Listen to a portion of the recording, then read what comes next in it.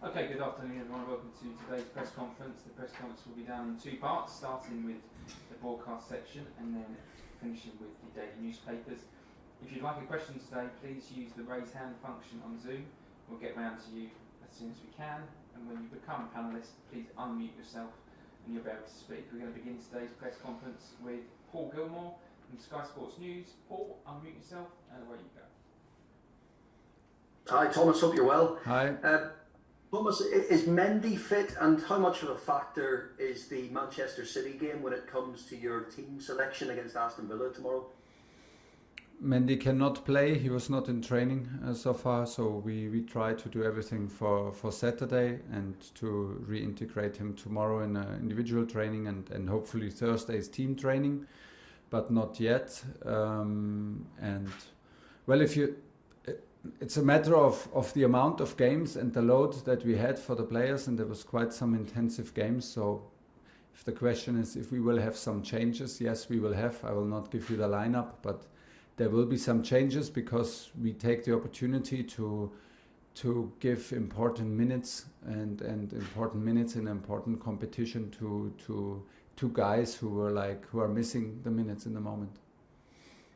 This team of yours seems to be in a really good place at the moment. Do you think the balance and depth in the squad will just make you even more serious contenders this season when it comes to competing in all competitions? I don't know if more serious or not. We are serious. We are doing things serious, and when we play a competition, we play to win it, because this is what we are and what the club what the club demands and what responsibility from us is if we play and work for this club. This does not change. We are in the moment in a good place, like you say, because we work hard and we value the opportunities that we have, and the group is a strong group in the moment, and we have to take care about it every single day. It's not a given. And it does not last forever. If it's in the moment right now, we have to take care about it and keep on going in the same way, because we need to improve. Everybody will improve, and we cannot stand still.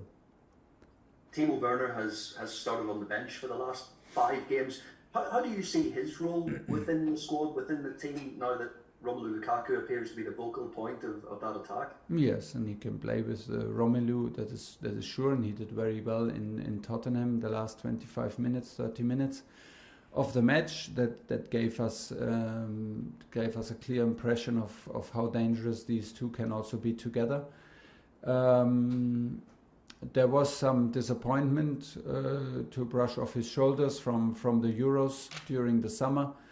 And from the first games, I think he was not happy with the performances in the beginning. We were not absolutely happy, because we know that he can be much more dangerous and much more of an attacking threat than he was. But the stuff that you don't see, I see him in the last training sessions more relaxed, more fluid in his movements, with more confidence, and that's why we put him on earlier against Tottenham, because we saw this development, and there are clear signs that he is on a good way, and I hope he can show and prove it tomorrow. Last one, Paul.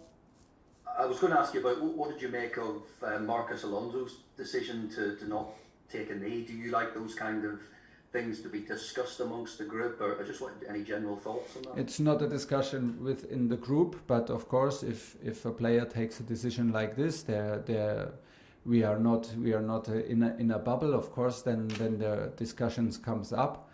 The very most important for me is that I know Marcos personally, and I trust him 1000%. That he is absolutely committed against racism and any form of racism, and there is no question about it, and we are all against it. We took all together the decision to take the knee. Maybe it takes sometimes also action against a routine to wake up again and to have another good discussion, and the discussion is can only be in one direction, because we always, all of us, have the same point. We want to do the most against racism and stand up against it. So there are different forms of doing it. Marcus took his decision. He's a grown-up. He's a responsible person, and it is his decision, and we accept it. And he gave his reasons for it, and from here the discussion can end or can go on in a productive way, maybe to do more. So the most important is for me that we live it every single day, and this is what we do here at Common. John Southall, 5 Live. Hi Thomas, just one more on that. Can you understand Marcus's understandings? I think he said the gesture is maybe lacking some strength now, and maybe it needs to go in a different direction. Can you see that? Isn't it always like this? Like once you do a gesture and then everybody's doing it, and once you do it so often because there are so many games, it becomes normal, and then maybe it lowers the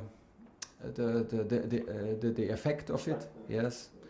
And if this is his point, I can see his point. We can now discuss if it's necessary to have this discussion and to be the only guy to stand up. Okay, of course, but I think he's pretty aware of it, and he is experienced enough. He is responsible enough, and that's the way it is. You know, this development started also with single persons to taking a knee. And then it became a bigger thing, and I think Marco's point is that it cannot end like this, and that it cannot become normal. What should be normal, that we are against racism, that should be normal. And I think I understand that Marcos thinks there's always more to do, and it's also right. And at the same time, of course, we want to focus on sports, but use the platform and use the possibilities that we have, how we live together, and how we produce performances together is living by example, and I think this is the most important in it. On tomorrow's game, you said you wanted to give players some minutes who haven't had minutes. Does Ruben Loftus-Cheek come into that equation, and what impression has he made on you since he returned? Well, you know, we gave him some minutes against Zenit, and that was a close game. It was a Champions League opener for us, and we gave him some minutes, and that was not a gift he deserved, and I trust him because I see how he works, and he adapts to his situation, and he accepts his situation, and what he makes out of it is very, very good in training on a daily basis. So tomorrow there's a big chance that he can show it on the pitch. And Sal, I presume, is another one who needs minutes. How long do you think it will take him? Well, now we're getting close to the lineup, yes, but of course, we want to give Saul some minutes. First of all, the guys want to have minutes, and they want also to show and to impress and to keep on pushing. And we need some player to have more competitive minutes, and we want to have a competitive team, and at the same time use the opportunity to push some guys and to trust them also in a competitive cup match like tomorrow, and Saul is also one of them. And just final on Mendy, do you think he'll be ready to play City on Saturday, or is it a bit more serious than that? Actually, I think it's possible, but it's a bit a race against pain and race against time. So let's see. I hope he will be back in team training on Thursday, and if this goes well, then he's ready for Saturday. But I don't know right now. James Simondra. Thomas, in more than half of your league matches in charge of Chelsea, you've made a substitute either at half-time or before half-time. I just wonder if you can explain your thinking when it comes to making those decisions. And do you think your proactive way of managing matches in-game is part of the reason for your success? I hope. Otherwise it would not look good for me if it's not part of the success. Well, sometimes... You know, there are a lot of thoughts about it. If you do it at half-time, or if there's maybe developments in the game that you can wait a bit longer. It also is a form of trust that you show to the bench, so that you have people who can instantly have an impact and change a momentum. it's not a general thing, and we are not waiting for it and looking for the opportunity to do as many early changes as possible.